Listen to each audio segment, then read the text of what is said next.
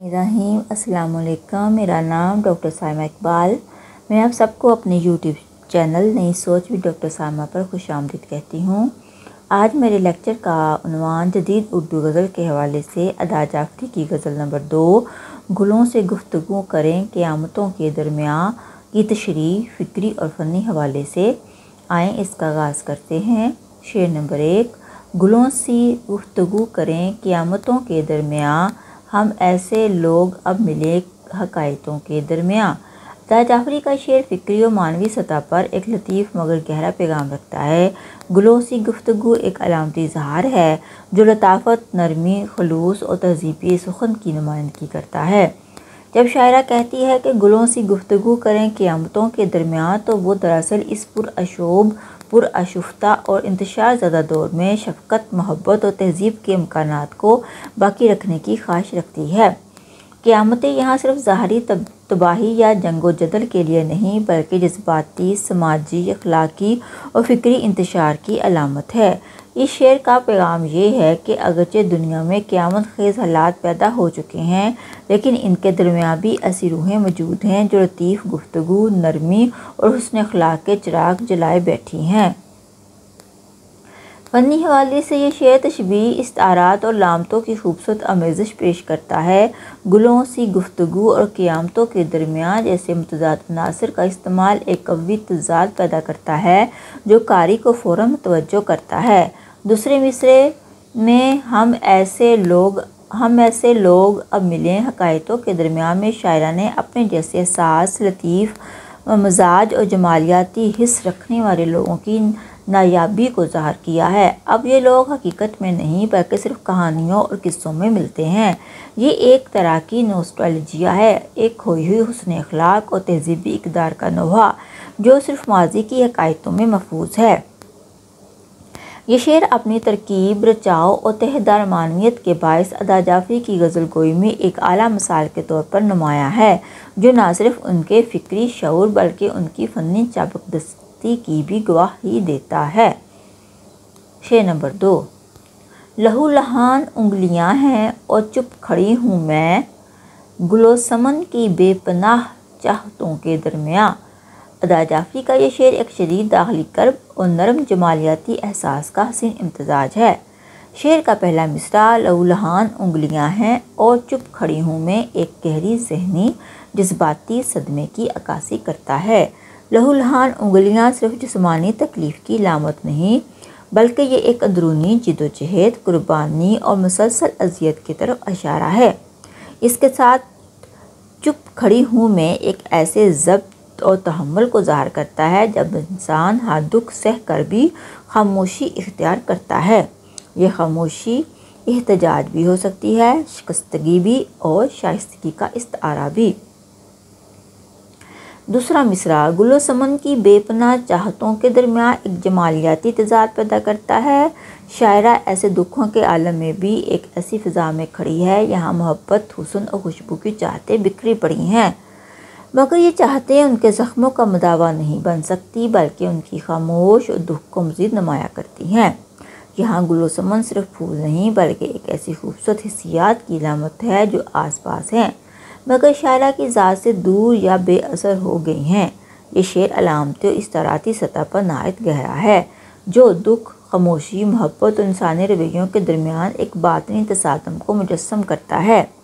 फ़िक्री तौर पर यह शेर अदा जाफ़री के नस्वानी शऊर, दाखिली कर्ब और एहसास से बेगानगी की नुमाइंदा मिसाल है, जबकि फ़नी लिहाज से इसकी सादगी में एक असर अंगेज़ शायराना शिद्दत मौजूद है। शेर नंबर 3। हथेलियों की ओट ही चिराग ले चलूँ अभी सहर का जिक्र है रवायतों के दरमियाँ। अदा जाफ़री का शेर अलामती, तहज़ीबी शऊर और उम्मीद की रोशनी से लबरेज़ है। हथेलियों की ओट में ही चिराग ले चलूँ अभी एक नहायत लतीफ़ और अमीक तस्वीर कशी है, जो न सिर्फ अंधेरे के ख़िलाफ़ मज़ाहमत बल्कि चिराग को बचाने की एक कोशिश भी है। ये चिराग इल्म, सच्चाई, मोहब्बत या तहज़ीब की लामत हो सकता है।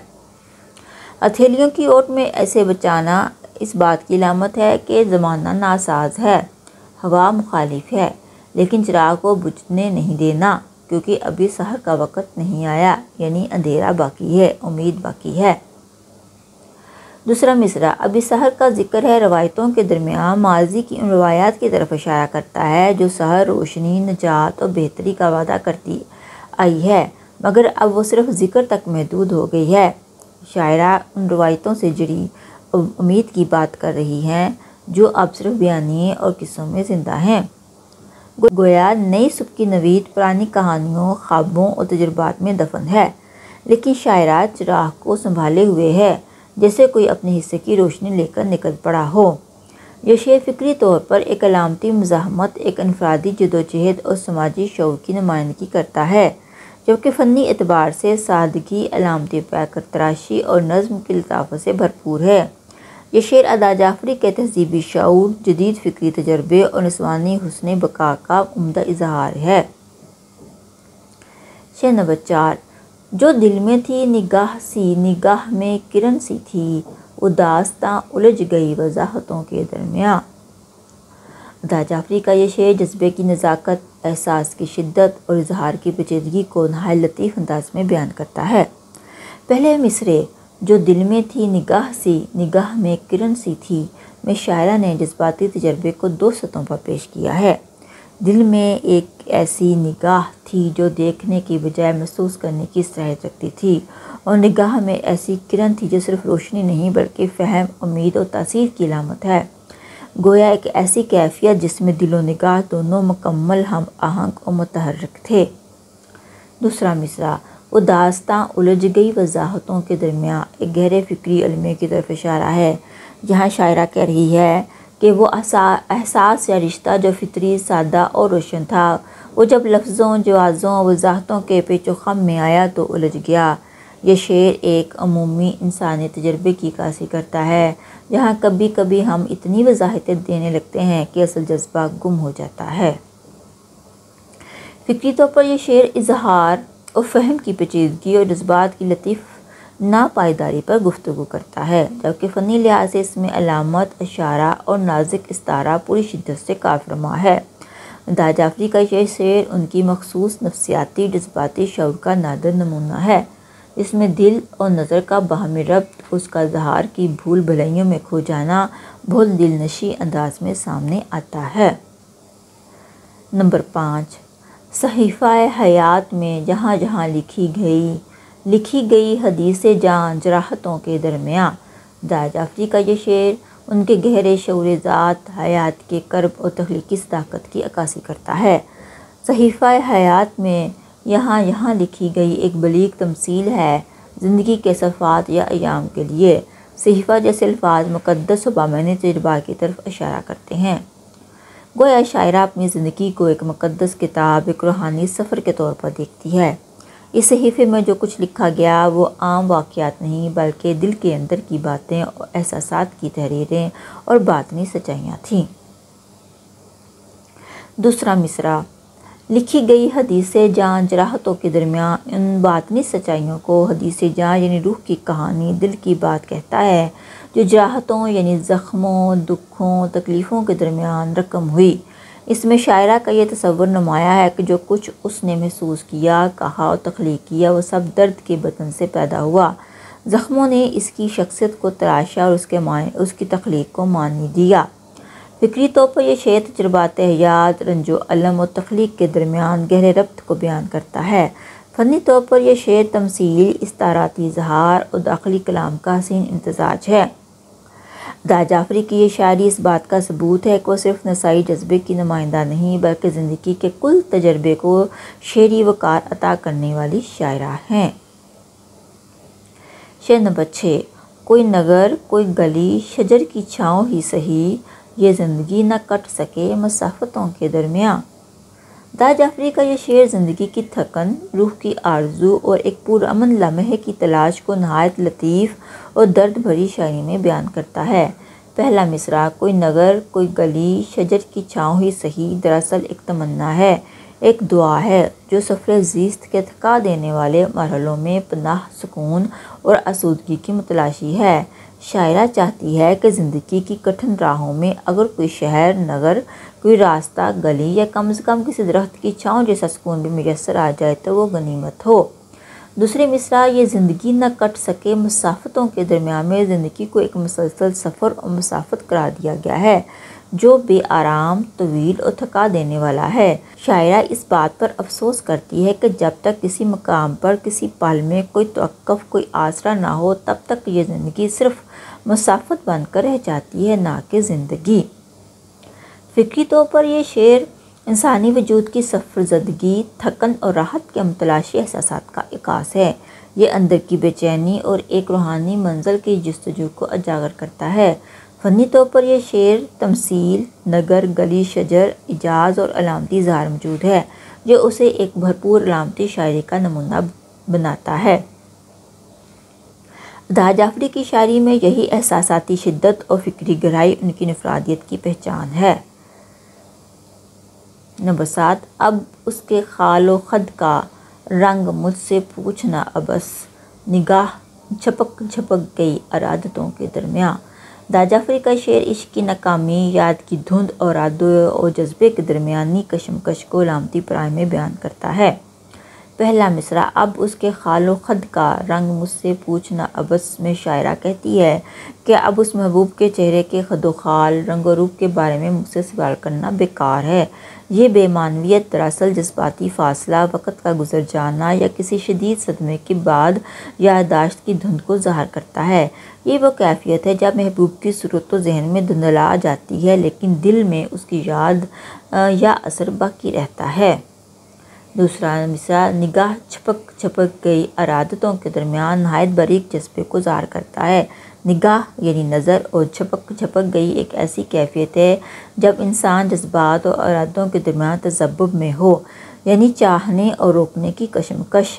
یہ مصرع اس لمحے کی تصویر ہے جب انسان دیکھنا چاہتا ہے، یاد کرنا چاہتا ہے لیکن پھر خود کو روک بھی لیتا ہے۔ فکری طور پر یہ شعر یاد، جذبہ، خواہش اور خود پر ضبط کی کشمکش کا عکاس ہے۔ فنی لحاظ سے اس میں تمثیل، اعجاز اور اندرونی کیفیات کا علامتی اظہار موجود ہے۔ ادا جعفری کی شاعری میں یہی بات ممتاز ہے کہ وہ عام جذبات کو بھی نہایت نازک، پر اثر اور فکری انداز میں پیش کرتی ہے، جیسے جذبے کے دھاگوں کو لفظ میں پرو دیا ہو۔ نمبر 8، صبا کا ہاتھ تھام کر ادا نہ چل سکو گی تم، تمام عمر خواب خواب سائتوں کے درمیان۔ ادا جعفری کا یہ شعر نہایت لطیف مگر گہرے معنوی اور فکری جہاد کا حامل ہے۔ صبا کا ہاتھ تھام کر ادا نہ چل سکو گی تم، اس مصرعے میں صبا ایک علامت ہے۔ اردو شاعری میں صبا اکثر تازگی، امید، تبدیلی اور سبک روی کی علامت کے طور پر استعمال ہوتی ہے۔ یہاں شاعرہ خود سے مخاطب ہے۔ ادا کہہ رہی ہے کہ خود کلامی کے انداز میں ایک داخلی سچائی بیان کر رہی ہے کہ وہ صبا یعنی امید یا تازہ ہوا کا ہاتھ تھام کر بھی اب زندگی کی راہوں پر آگے نہیں بڑھ سکتی۔ یہ شکستہ امید، یہ تھکن کا اظہار بھی ہے یا پھر یہ اس معاشرے کی ان رکاوٹوں کی طرف اشارہ ہے جو عورت کے خوابوں اور تمناؤں کو حقیقت بننے سے روکتی ہے۔